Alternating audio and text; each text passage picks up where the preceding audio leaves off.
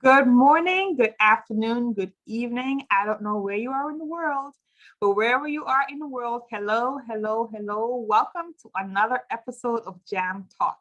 My name is Rachel Dosine, and I'm the chair of the Jamaica Diaspora Worldwide Organization Task Force. We're a part of JD10. So if you know JD10, you know JD1. I am so excited today to be interviewing Miss Norma Jarrett, who has become quite a good friend to me. And I am pleased to have her on here today to interview her, not just to learn about the organization, but I'm also hoping to learn a little bit more about Norma. And I want you to know about Norma and the work she's doing with Ofana. And we'll get started with Norma in a few minutes. So Jam Talk is a weekly series that I host, and every week I interview an amazing Jamaican doing amazing work somewhere in the world. We have Jamaicans all over the world, and as I'm doing these interviews, I am just so impressed and so amazed at the places where Jamaicans live. Like some of the interviews that are coming up, you got Jamaicans live there? Yes, they live there and are doing work back home. So these Jam Talks are weekly conversations with amazing Jamaicans who are just doing the work, And a lot of them are like Norma, and you'll meet Norma, who is just a humble spirit, sweet, humble spirit. And they're just doing the work, and they do the work because the work needs to get done, right? They don't do it for the accolades or for the rewards. They do it because it's home, and they do it because it's necessary. So welcome, Norma. How are you? Thank you, Rachel. Thank you. I am fine. I am just so honored and so humbled by your invitation. You know how much I admire you and what you do in the diaspora for the nonprofit organizations.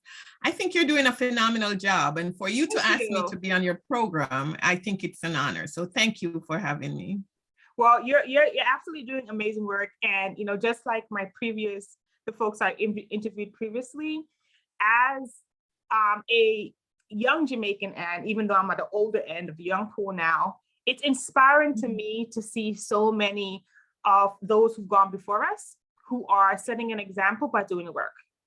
And so as I've been talking with so many of trailblazers, is what I would call them, trailblazers in this work, I'm the one really who's honored because the amount of time and work that the generation before me has put into making Jamaica a better place. I had no clue until I started doing these interviews. I had no clue because I always thought no one wants to get back to Jamaica. No one's doing anything. But let me tell you, as I have been working quite with a few of us that are doing a lot of work.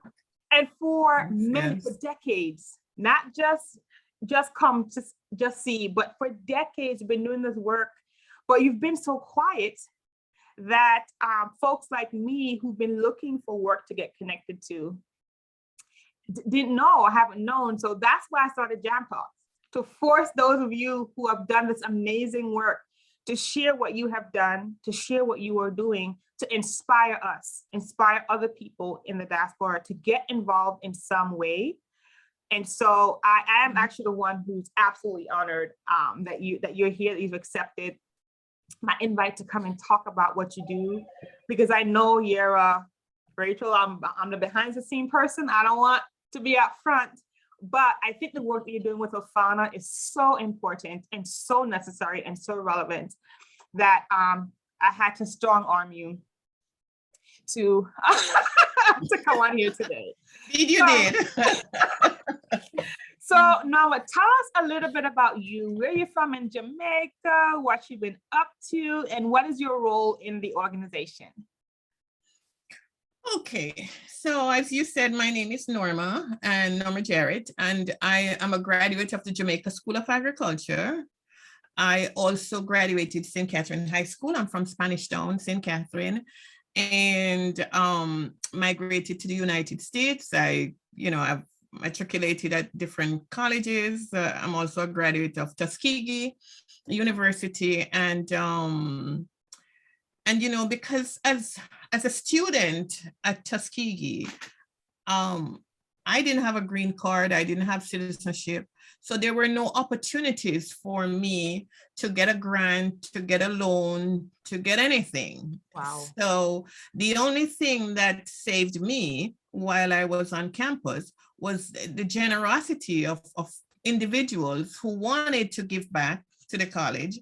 And so they would give $100 to the student with the highest grade point average, or they would assign $50 to the student who is on the dean list for 3 consecutive semesters. And so that's how I made, I got money, and in those days, $50 and $100, that was a lot, and you dropped the pen and you had to go hustle because you can't go back to school next semester without having the proper funding. And so I'm so thankful and grateful for the generosity of these donors while I was a student. So I just think it is very important. Plus, I grew up with my mother. My mother was the most altruistic person I have ever met in my entire life. And, God bless her soul, she would have been in her 90s right now had she not departed from us in 2015. But I grew up seeing my mother taking care of neighbors and disadvantaged people. And so that just became a part of my being. And so doing this work with Afana and other organizations that I am affiliated with is just second nature that I learned from my mother. So. Wow. And I think for so many Jamaicans who are involved in community work, they start with their parents or grandparents. But it was inspired by their immediate family, which I think is also just so totally dispels my whole mindset that Jamaicans don't give back. That they've got it from watching their parents or even their grandparents do what would be considered philanthropic work back then, right? So wow, and you went to Tuskegee, so that's cool. That's really cool. I didn't know that. So that is really, really cool. So I know you've mentioned Ofana and I've mentioned Ofana, but what does Ofana stand for? Okay, so Ofana is the acronym for our Alumni Association, which is the Old Farmers Association North America, Inc.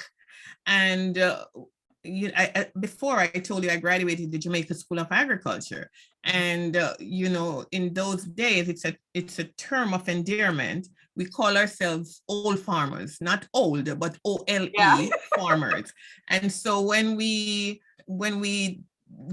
started this organization, we found that it was just fitting for us to name it Old Farmers Association North America, Inc. And we call ourselves Old Farmers. And so in our conversation, if I reference Old Farmers, it is us, the alumni group that I'm talking about. Okay, because it's almost a term of endearment. Yes, ma'am. Okay, cool. So Ofana, how long has Ofana been around and why was it started? Okay, so in 2000 and late 2005, I have a dear friend, God bless his soul, Errol Webley, who would have little Amway parties in the park. And every year he would say, Norma, we should do one of these for the old farmers. And every year I would say to him, so go ahead and do it. And then, he would defer again the next year. Oh, we should really do one of these for the old farmers. And I said to him, Errol, you either get off the pot or you do something in the pot. And he said, well, you start, Norma, because you're good with that kind of stuff. I said, no, it's going to be a collaboration. And if it is going to be an organization, there has to be some altruistic component. He was fine. And we had another dear friend. So it was Errol Webley, Wendell Cotton, and myself who came together, brainstormed in 2006. And then we kind of, polled the people in our social network that were also alumni, and they were all excited. And so on June 30th, 2007, we launched our inaugural get together in New York for this alumni group. And at the time, there was no viable alumni group that represented our alma mater in the diaspora. And so we felt there was a void that we could fill. And the response that we got, my goodness, was overwhelming. I am still humbled by the pioneer members, all of whom are still with us to this day. 14 years later, Wow. they're still valued members of the organization. And along the way, we have picked up so many other members. And right now we have about 300 on our mailing list, but we have thousands within our network that we can call upon. And of course, with each organization, you're only a member if you pay your dues. And so we have quite a few less that are dues paying members, but even those who don't pay their dues are vested in our organization. And that is something that we are very proud of. So to be a member of Ofana, do you have to be alumni of the college, or anyone who's really interested in supporting can join? Okay, so in order to be a member of Ofana, you have to be a graduate of the institution. And I talk about JC because that's the college I graduated from. But in 1980, the college was closed and transferred from Twickenham Park in Spanish Town to Paisley Gardens in Portland. And then the college that emerged from that transference was named COA, College of Agriculture.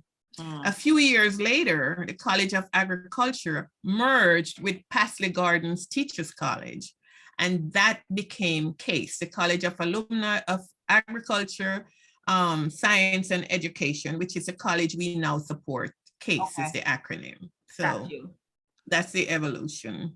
So alumni of any of those colleges. Any of those colleges. And we also had a precursor college, which we are still looking to see if there are any living alum from that government farm school.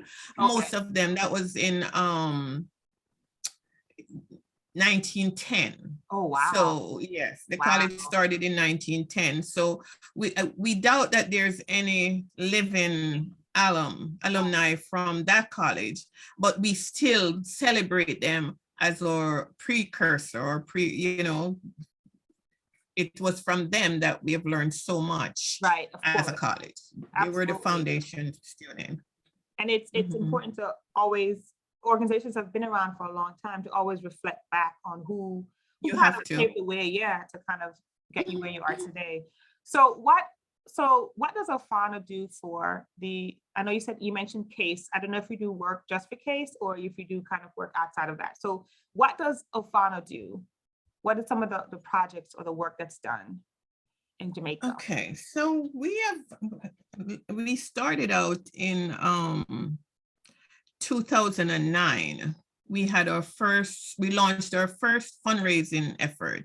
But before that, we became a 501c3 organization, because as an alumni association, the only way we make funds is through membership dues, gifts from donors, gifts from our members, and from our fundraising activities. And so we had to get our nonprofit status so that people knew that when they donate to us, it was going not only to a good cause, but they could also benefit, tax-wise at the time from their donations to us. So since our inception, like I said, in 2009, we had our first fundraiser in Long Island. And from that started as a catalyst for our scholarship fund. And so we launched this scholarship fund, and together with our fundraiser and our membership dues, we were able to disburse our first scholarship in 2012. And so in 2011, we had one of our revered presidents of the college passed away. And so we thought it was fitting for us to honor him by donating a scholarship. So we had the Dr. Aston Wood Scholarship, was one of the first scholarships that we dispersed. And to date, since 2012, we have donated $60,900 US in scholarship opportunities to the student at Case. And that's Jamaican $7.9 million in scholarships. That is amazing. And we're looking, yes, we're looking right now. We have a scholarship committee, and that committee vets the applications, and there's a rubric that they use. And so if the students qualify, then they're awarded scholarships. And you know, we don't turn away students that apply for scholarships if they fit the criteria. So if we set a goal to issue 10 scholarships for the year, but there are 20 that meet the criteria, we try to accommodate them. Money. Okay. Oh, wow. That's different. Yeah. That's definitely. We have also, as you know, Rachel, we have also donated a plant tissue culture lab to the college. And the college had requested $108,000 US to build and equip this plant tissue culture lab. And most of our members, you know, we are in either corporate America or environmental space, but we are viable members of our communities, and we do, you know, build projects or associated with projects. So we knew there would be cost overrun. So instead of the $108,000 US that they requested, we gave them $120,000 US. And that we funded in 3 years. We started out, the request was made in 2015, and we started our fundraising effort. And and this is like so funny because I became the president in 2016. And so the offer was made to them in 2015. And so 2016, one of my dear members called me and said, "Oh my God, Norma, how are we gonna do this?" I said, "With God's help, we're gonna do it."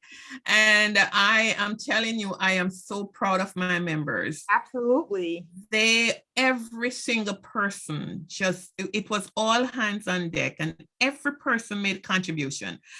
It didn't matter how small the contribution was, and it didn't matter in what form it came. We took that contribution. And so in January 28, 2019, we gave the college the last installment of $20,000 US to build and equip the lab. And this lab is a very important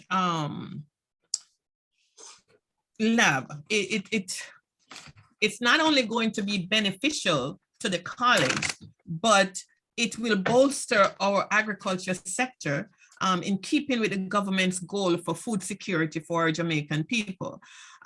It will provide clean seedlings and planting material for our farmers so that they can have greater yield from their crops.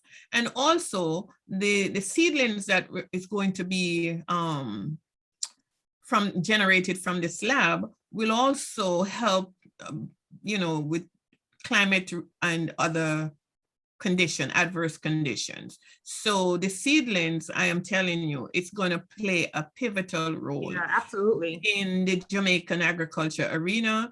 And it will also provide practical research competency for the students going out as graduates, as well as for the faculty. So we are very, very proud of this. And don't get me started, because I think we've accomplished a lot. I know. Oh my goodness. 14 short years, I think we have accomplished a lot. And I don't say me, because it's a collective accomplishment of all my members, my donors, my advertisers, sponsors, and families, you know. So with the pandemic last year, a member came to me and you know, wanted to know what we were going to do in terms of the pandemic and how we're going to help the college. And so he offered to be an anonymous donor, and he would have his job does matching funds. So the Okay. job, so he was going to contribute and X amount, and the job would match that. I also had another family, another member family. He too wanted to be a pivotal role in this. And so he also donated a significant amount. And so together, what they donated, what matching funds we were able to get from our members' place of employment, Afana collaborated, and we put our own monies also so that we could donate 50 laptops to students at Case. Now, thank you. Now, when we sent out, because we had to have a protocol for which we were going to disseminate the devices. And so what we did, we sent out a URL for students to apply online. And so, and we had a committee where we vetted the application. We set certain criteria. One, they should not have a laptop or any means of getting to a laptop. So if you have one in your family, we would not be giving it to you. We'd be giving it to people who are in dire straits. And so there was a component where you had to be, really poor, unable to purchase or even get one to use. And so we had 160 students applying, and we were only able to give 50 laptops. And so we had a second wave on December 17th of 2020. What we did, we had a thank you ceremony, and we launched the second wave of the laptop project. And this was to ask our donors and our sponsors and our families and members to contribute to this project. And so I am telling you, I was just so in awe at the generosity of our members. Members I sat on the phone on a Sunday afternoon like this, and I would just call members and just appeal to them. Yeah. And we set a target for another 50 laptops. We were able to send another 101. So in total, we sent 151 laptops to Jamaica, 85 of which were given to students. And then we had a collaborative program with our sister alumni organization down in Jamaica. And what we have done, we have it's a checkout system, like such as a library book. Yeah, okay. Where students are given the opportunity to go in and to check out a laptop device and such as a library book, and then return it when it's due. And so in doing so, we were able to give those that were neediest a laptop. And because we have a loaner program, we still have students who were given the opportunity to have access to a device. Wow. So Cool. so we're hoping that our members will continue to just be as generous as they have been, because without our members, our donors, and our families, we couldn't be bragging about this accomplishment. And so I lift my hat and I'm humbled every single day. And I pray that they will continue to be as generous and giving as they have been, so. That's some impressive accomplishments, Norma. Thank you, Rachel. Thank you. We have a strong, alumni organization. And I can tell you, our members are truly committed to the cause. We're proud old farmers. And so we do whatever it takes to make sure that our college lives on and that the students are empowered and we create possibilities for them. Wow, that's really amazing. So you've been leading this organization now for 14 years? Even though I know you've become the president at later date, but the starting of this organization, you were a pivotal part of that. So what do you think is what would you say? Now, what do you think? Would you say is one lesson that you have learned about leadership? Oh, one lesson. I've learned several. In one, Rachel, I I have learned know. several lessons about, leadership, being in a leadership position. Number one, you have to be authentic. Mm. People don't like phony people. I Ah, can that's tell you right. that. And my organization members, they will call you out if they think you're fake. Oh my. So you have to be authentic. You have to be transparent. You have to be patient. And you have to afford all members a platform to make whatever contribution that they're able to make.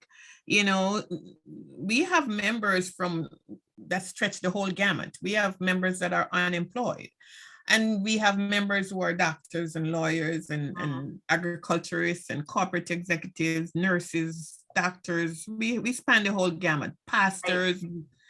And so, but not everybody has the same economic ability. And so we're not going to just, I have learned that you take every member where they are. And so if a member is able to contribute their time, we appreciate it. And if they are able to contribute their intellectual currency, we'll take that.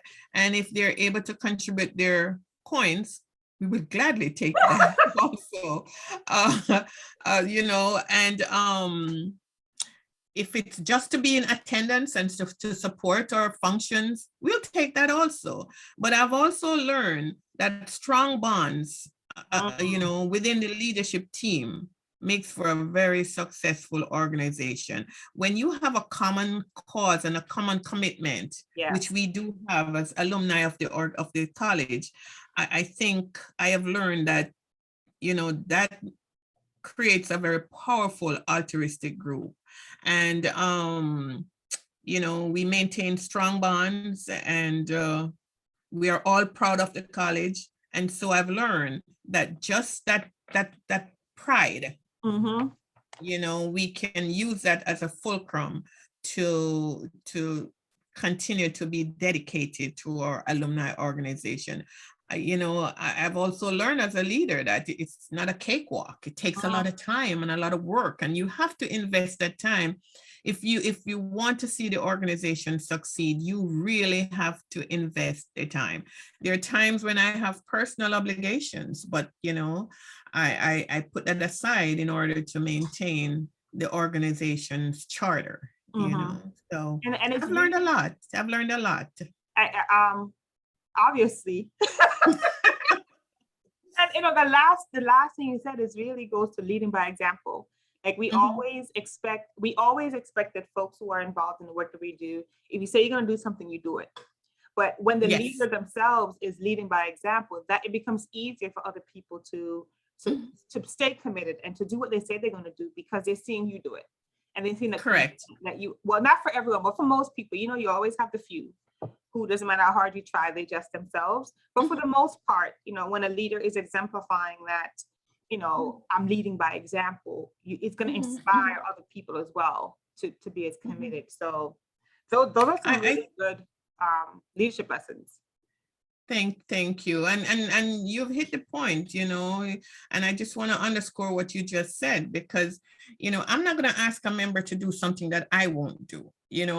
I go to a function and we need to clean up. I join the cleaning team and I'm cleaning up. And, I remember what somebody said to me one time: "You're the president, you shouldn't be cleaning up." I'm like, I'm the president, that's why I should be cleaning up, So, because if we leave the place unkept that we rented, the next time we want to rent it, it's not going to be available to us, So I really do think that if you're going to ask one to do something, you yourself should be, as a leader, should be able to do it. And I live by that, So. And I think that's really important for leaders, period. Is that whole piece you just said. So I have two more questions before I let you go. So one of the questions is about the Jamaican diaspora. And so sometimes I've heard folks will leave Jamaica, they'll go foreign. and they don't even they don't turn their eye towards Jamaica again. And Jamaica has its problems as in any other country. But why do you think it is so important that Jamaicans and those of Jamaican descent, the Jamaican diaspora, that they get involved with an organization like yours or get involved in some way in doing work in Jamaica? Why do you think that's so important? You know, as a graduate of Tuskegee, I'm going to quote George Washington Carver. And the man said, no individual has any right to come into this world and to go out of it without leaving behind him distinct and legitimate reasons for having passed through it. I just think those sentiments, should resonate with every one of us. It doesn't matter what your contribution is, even if it's to your own town. It could be just your block that you live on. You have to make a contribution. One has to come out of self and make a contribution to others. Even the Bible tells you so. Because if you live for self, it's short-lived. But if you give back, there's so much pride and there is so much. I give you an example. There's a young lady that we gave 2 scholarship opportunities to. She was so smart. She became the valedictorian for her graduating class at Case. And then she got a scholarship to the University of Delaware.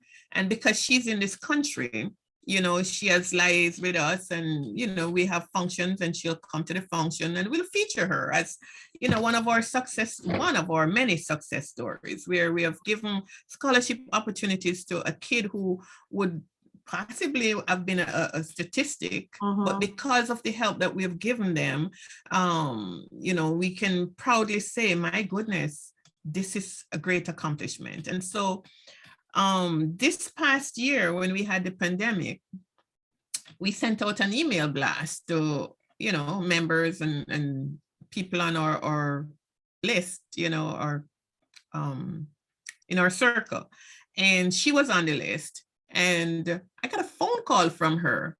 And she said, Miss Norma, is $100 too small? I said, for what? She said, I want to make a donation to the laptop project. I said, you're in school, because she's doing her PhD right now at Purdue University. And I said to her, you're in school? She said, yes, Miss Norma, but I feel compelled. And I'm like, oh my God, this is why we do this. Yes. We do this so the next generation will do like we're doing. Forward. And for her, she's still pursuing her PhD. And, when you're in school and you're Jamaican, there's not much you're getting. I alluded to that earlier. You're not a citizen or a green card holder. You don't get much in terms of opportunities, financial opportunities. And even with her lack of funds, she wanted to make a contribution. So she contributed $100 towards the laptop project. And then just this 2 weeks ago, we participated in a walkathon as a fundraiser with the Alliance of Jamaican Alumni Association, with which we're affiliated. We're also a member of UJA. And so AJAA had a walkathon fundraiser. And so we participated in this. And again, she called me up. She's like, Miss Jarrett, where do I send my money? And I'm like, oh my God, this is not a one-time occurrence. This young lady is truly vested. She has learned from the older generation that it is imperative that you give back. So I say to everyone in the diaspora, you don't have to be rich. $5, a $10 donation goes a long way. So I appeal to everyone out there in the diaspora. As Mr. Carver said, you can't leave this world without making a contribution. Please do make a contribution. And I would love for all the contributions to come to Afana. But you can make it to your neighbor. That's how I grew up, seeing my mother making a contribution to neighbors and friends and the church, So I really implore all members of the diaspora, even if you don't want to go back to Jamaica, or even if it's not on your bucket list to go back home and after retirement, you can still make a contribution because there's pride in country Yes, and there's pride in heritage, and that's where absolutely. we're from. And so if you're not able to start an alumni group as we did in Afana, you can make a contribution to organizations that support the mission or the task that you want to support, you know. And so I implore everyone out there, just please just give, because there's such a wonderful feeling that comes with giving.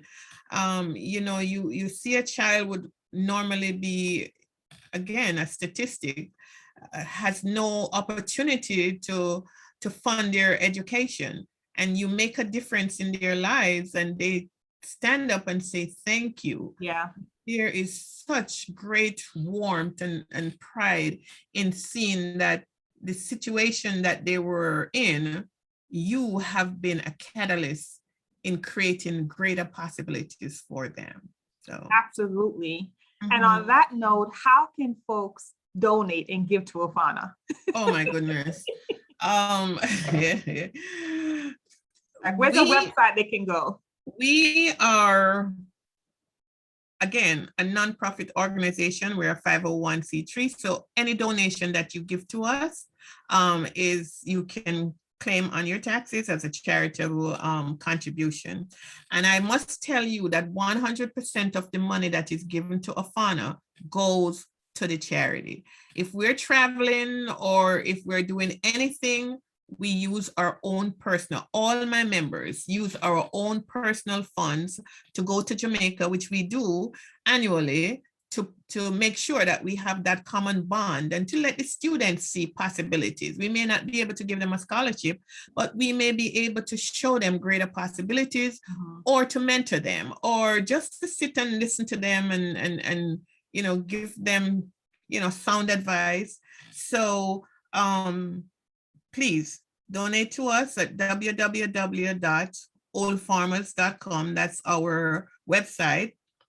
We're also on Facebook, and we also have Amazon Smile. If you're doing purchases, please do make Afana your charity of choice when you're making your purchases, so that we can get that little donation. Because especially during this pandemic, when we are unable to do our usual face front get-togethers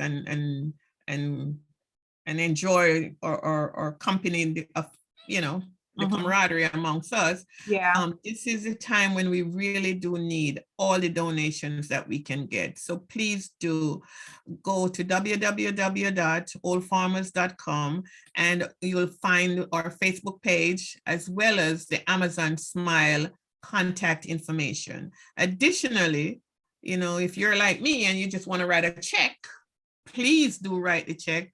Make it out to Old Farmers Association North America Inc., or the acronym Afana, and our address is 65 High Ridge Road in Stamford, Connecticut, Suite 307, 06905 is our zip code. So again, there's so many ways that you can make your contribution, or you can call any member of my executive, call our treasurer, call the assistant treasurer, and we take all coins. We take British pounds, we take the franc, we take Canadian money, we take Jamaican money, we take any coins that you have, we will accept. So thank you, Rachel, for this opportunity.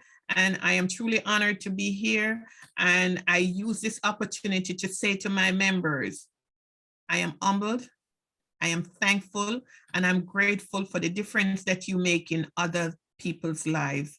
And please continue to follow your dreams and to do your altruistic work through our organization and to strengthen our alumni association and therein our alma mater. Thank you, Rachel. Ms. Norma has spoken and dropped the mic, as they say.